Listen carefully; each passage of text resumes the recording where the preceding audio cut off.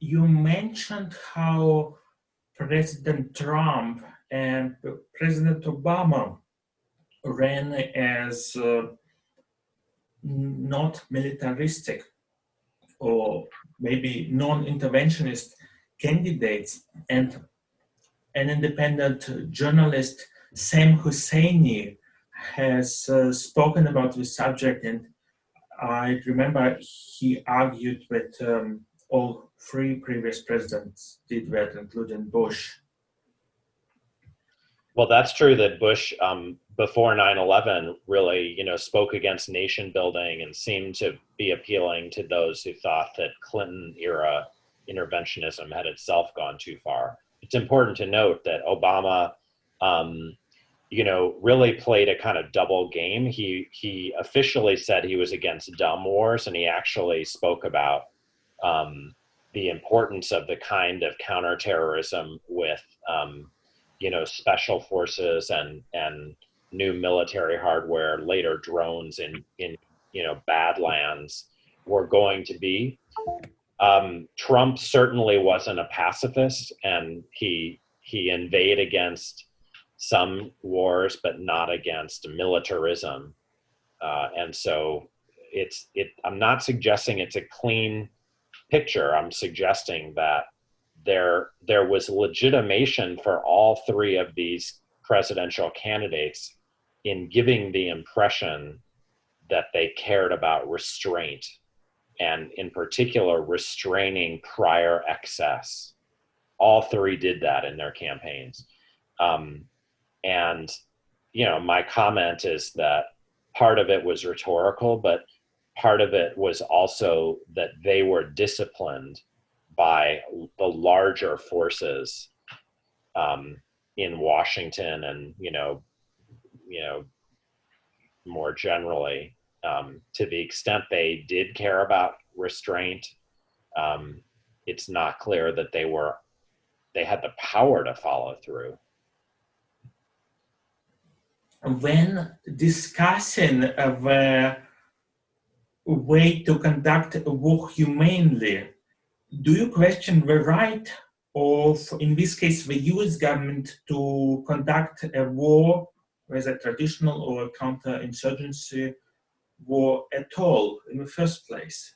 Of course, no. I mean, my point there is that there were once much more powerful anti-war traditions in American history. However, violent it has been, predominantly. After all, anti-war traditions, including pacifist ones, had to be imagined, and Americans had a role. I'm trying to address my fellow Americans to kind of tell them that they've to the extent they had these minor traditions, they've really, lost them. And then I go on to show how even relative to the era of the 1960s and 70s, the humane war agenda has been invented, but not as the anti-war impulse has shipwrecked. And the result is that Americans who think that morality is defined by humane forms of war have allowed endless war to be kind of entrenched in American politics.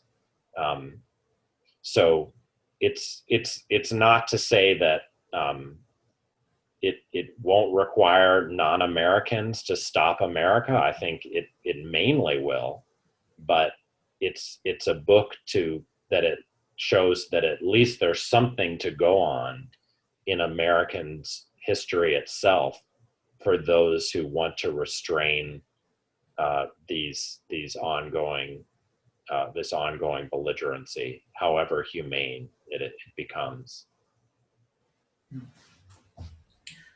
And I was listening to your lecture, Humane, Politics and Poetics of War, and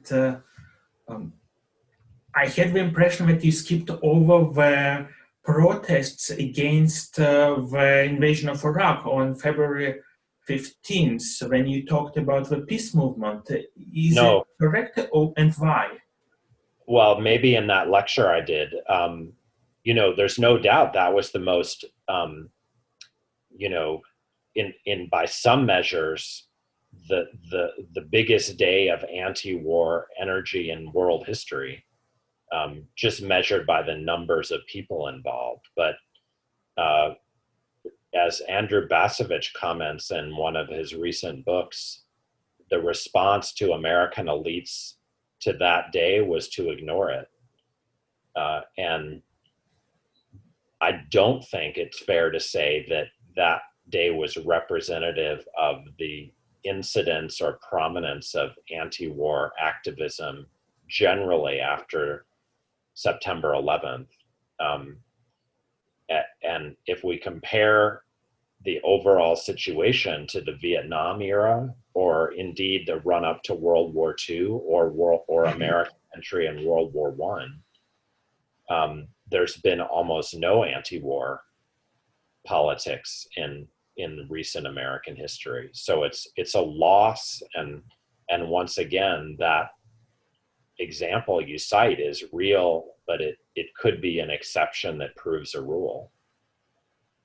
Now, I'm only speaking of Americans because others, especially Europeans, retained some of their opposition to American wars during the period, and nothing in America like what happened in the United Kingdom with the the actual judicial scrutiny of Tony Blair for illegal war making occurred. So it's a comparative question, not just backwards in American history, but kind of geographically across the world, and especially across the Atlantic. Because Noam Chomsky argued that the difference was here, it was not during the war as with Vietnam or several years after it started, but before. But I see what you mean. I'm not sure that I haven't seen his comments, but if the hypothesis that is that that event that day had been scheduled differently, it would have made a bigger difference. That seems dubious. No, the significance of the protests that it didn't take several years for a large movement to emerge. But right.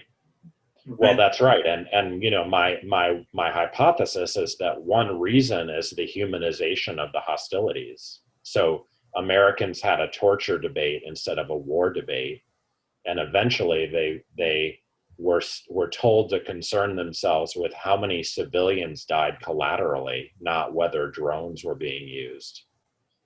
Now that's a bit unfair, but it suggests that strategic choices were made and messages were garbled, and in the end, we've been left with a humanized but endless war.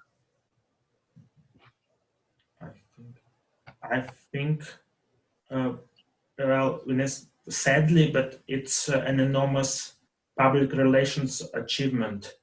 I think I can see it as a PR achievement for the people waging the war. It's something.